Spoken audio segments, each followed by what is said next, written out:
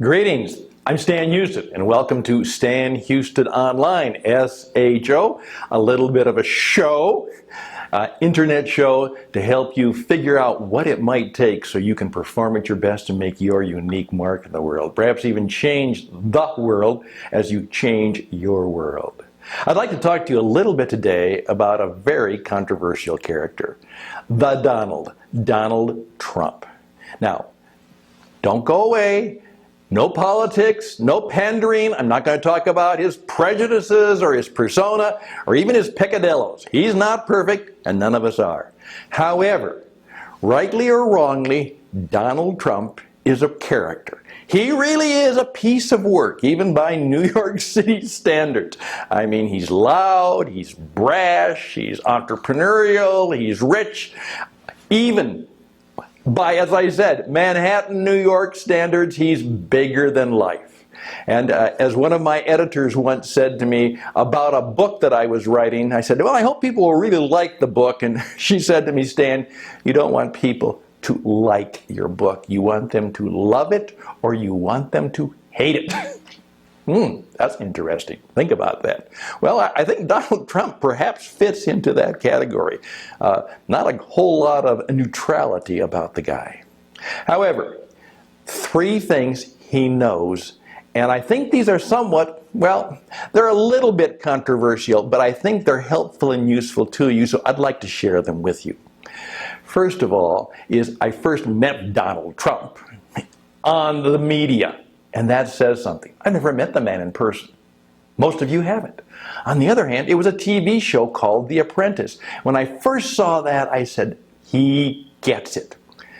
You see, I am absolutely convinced that one of the major problems today is that we still do not do mentoring and apprenticeship of people today. Apprentice, that's something newbie for a union job. The whole idea of The Apprentice was that even though you might be a well-educated, an MBA from Harvard Business School, he said, you need to prove yourself in an apprenticeship. I have been preaching the mentoring mission for years, trying to get industries and organizations to take the ancient art of mentoring seriously. You will not learn how to make it in a career or a job or even in life because you went to a college. In fact, I wonder sometimes how valuable that is for most of us.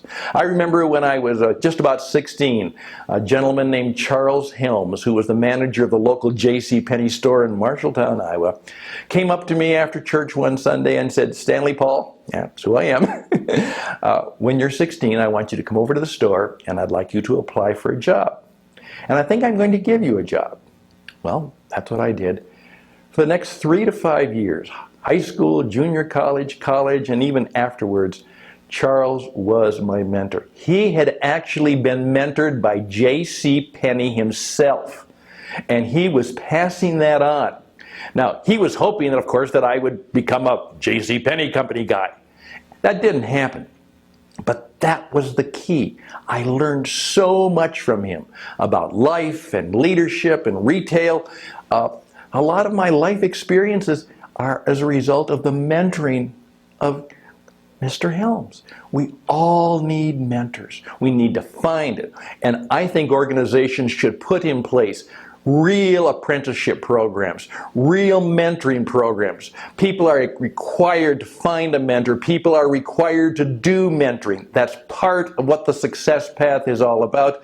And we find mentors and we find sponsors. That's really important for our success in life. Donald Trump understood that. The apprentice, the mentor, find one. That's what success will really come, particularly for individuals, and I believe it's a national, international issue. Mentoring, apprenticing, let's do it again. The other thing is, I think Donald Trump understands something about the word greatness. As you see, he's got the red cap with the motto, Make America Great Again. There's something about that word which we have to understand. One of the questions I have oftentimes asked people is this, do you want to be great? I said, do you want to be great? Well, people get, well, what do you mean by great? That's the great question. They're saying, oh yeah, I want to be the greatest. Many of you remember years ago, if you're older, Muhammad Ali, the great boxer who said, I'm the greatest. Now we were kind of taken back and put off by that. Unfortunately, he probably was at that time, and that made us more put back. But discovering what we mean by greatness is very vital. Even in our faith, we were dealing, particularly in the Christian faith, Jesus was talking about greatness, but what does it mean to be great? And I think one of the real qualities we need to have is to simply do as I often do. And by the way, I can help you with some of the questions on that. Do you want to be great? Well, what do you mean by great? Let's help people figure out, what does greatness mean? Is it a worthy thing to seek? And how could we do it? What truly is greatness? And just because people say they're great doesn't mean they are. Just because people say other people are great doesn't mean they are. But we need a conversation about, what does it mean to be great? Think about that. I think Donald's got that right. What does it mean to be great? Number 3, I think Donald is known for a number of his signature lines. By the way, that's important. I've been known for a number of things. People say fear kills everything, comes from Stan Hustad. I'm known for the line, the master teacher came into the world and he told stories and asked questions. So what do? We preach sermons and give speeches and try to give answers. There's 3 or 4 things. Let that sit on your head for a while. Those are some of my signature lines. Of course, Donald Trump is known for his signature line. What is it? They're fired. All of us need to be fired. Fired means that you didn't make it. You didn't live up to the expectations. And a lot of us don't. And there are consequences when we mess up, or when we don't achieve, or if we just miss the mark. You're fired. There's accountability. And many of us need to fire ourselves. I've been fired. And I have fired myself. In fact, I just recently fired myself. And you all need to be fired. You need to be fired up. You need to be fired. If you didn't do the work, if you weren't performing, you need to know that there's accountability that's built into our world, into the whole entire fabric of the universe. We must be responsible.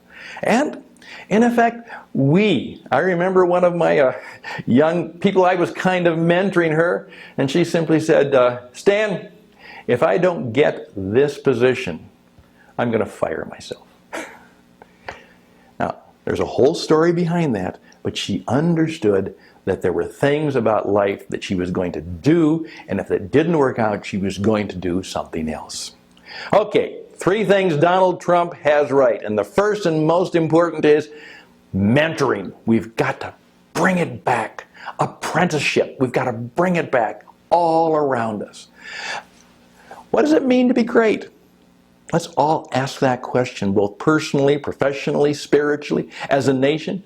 What does it mean to be great? And third, in effect, are we holding ourselves accountable? Are we being fired in all of the best and sometimes more difficult ways? And one of the things I always like, particularly after the show, if somebody, the apprentice, was fired, it was never final. And oftentimes in the taxi ride away from the Trump Tower is, what did you learn? What would you do different? How are you going to learn and use the things in your next opportunity? So just think about that. It's not about Donald Trump, and it's not about his persona or his politics or anything else he does. It's about 3 things that I think are very vital. And I just ask you to think about that and work some of those things into your life as you try and figure out what it takes to make your mark in the world today. I'm Stan Hustad for the show, Stan Hustad Online, and all the best and blessings to you. We'll see you around.